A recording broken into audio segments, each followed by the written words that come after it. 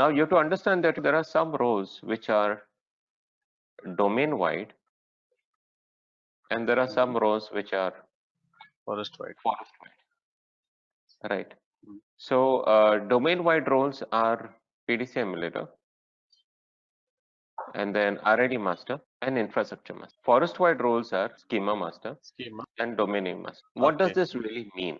Let's understand that. Let's suppose you have a root domain and you have a child domain. So in this root domain and child domain, so in this root domain, you will have a PDC emulator, you will have an RID, and you will have an Yes. infrastructure. Again, in the child domain, you will have a PDC, RID, and infrastructure. But for this complete forest, there will be only one role of schema master, and there will be only one role of domain name master. Okay, so that is what you need to understand. So that's what we mean by saying domain wide and forest wide roles. They are all domain specific. So in every domain, you'll have to find a PDC emulator, RID master, infrastructure master, and child domain. So no matter how many domains you have, you'll have these roles repeated in every domain, while this will be unique for the entire forest. Okay. Yeah, because the schema is for the entire forest. And domain name master takes care of the trust relationship between the domains and ensuring that every child domain you create is unique. Right. It looks into all of these things. Now, what? I've got DC1 and DC2. As of this moment, DC1 is getting, DC2 is getting ready. And on DC1, I've got all the 5 roles: PDC, schema, domain name master, RID, infrastructure. All of them are on DC1. So that means DC1 is doing a lot of work, right? Meaning, it is handling the time sync, the schema changes, everything, is done by DC1. Many times an organization might choose to, distribute these roles. So maybe you've got DC1, DC2, and DC3, for example, and you probably want DC2 to become the schema master, or you want DC3 to become the PDC emulator. Okay. Right? So if you want something like that, what you can do is you can do But then in something that case, known as, all the DCs should be in sync, right? yeah, they will always be in sync. No? If your application is working properly, everything, yeah, always they will be in sync, isn't it? And by default, DCs are supposed to be in sync. If they are not in sync, then you have to troubleshoot, isn't it? Yeah. Yeah. See, think about these roles as designations. You're just saying that this DC, when I make it the schema master, that means it gets the ability to manage schema modifications. That's it. So any schema modifications I have to do, I will connect to this DC. I will not connect to this one. Got it. Right. So just think about them as designations. You designate a person to do a certain job, and then you'll start doing it like that. So what we can do is we can also check where these roles are. In fact, we had checked it last time, but we will check it once again. So if I right click the domain and I have operations masters over here, and here I will see RID, PDC, infrastructure. I see only 3. Why do I see only 3? Because these are domain wide roles. Domain, yeah. Yeah, these are domain wide roles. Okay.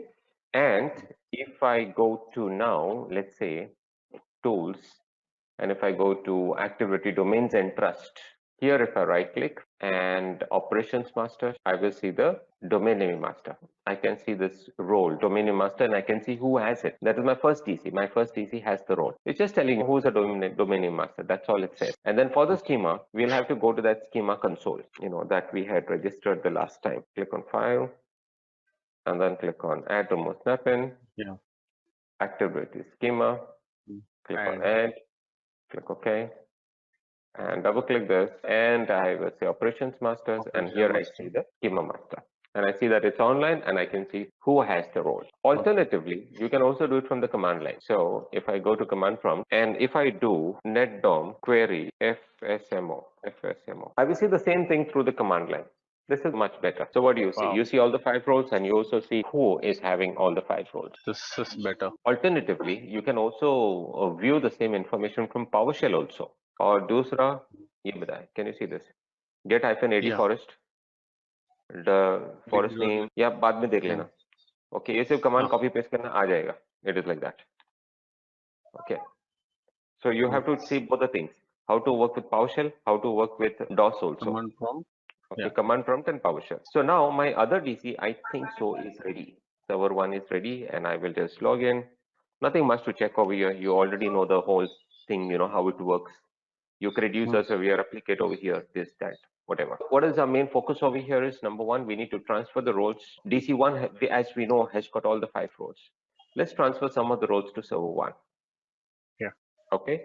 So to do this, how am I going to do that? Now, I can do it in 2 ways. I can do it through the UI, and I can also do it from the command line. So you have the UI, you have the DOS command line, and you okay. So here we have both the DCs, DC and server one. We've got both domain controllers, and if I right click this, and if I go to operations masters, see from here is where I can transfer the role. I can click on change and transfer the role. But the problem is, if you notice, over here it says DC. To transfer the operations master role to the following computer, but here also it says DC only, meaning it should show server 1, it should not show DC over here. Yeah. So if you see, if I click on change, it says the current domain controller is the operation master. To transfer the operation master role to another computer, you must first connect to it, right? So what you have to do is, you have to right click first. You have to click on change domain controller. Right now the focus is on this domain controller. So you got to click on change domain controller. And why is it not showing the DC? Yeah.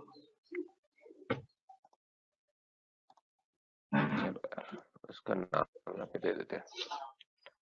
It is server 1.test.com. No, ideally it should be seen, right? Yeah, it should be seen. It happens. These things happen in a Windows environment. So आ गया. So it has changed the focus, and the view is still the same because they are the same servers and similar servers. Now if I click on change domain controller, sorry, I don't need to click on change domain controller. Now what I have to do is I have to right click and I have to say operations masters, and can you see? So if it shows here that server 1, the focus has now been connected to server 1, so I can change the operation master from DC to server 1, right? I will click on change.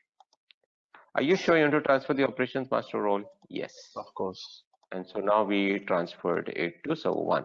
And PDC, change. Are you sure you want to transfer the operation master role? Yes.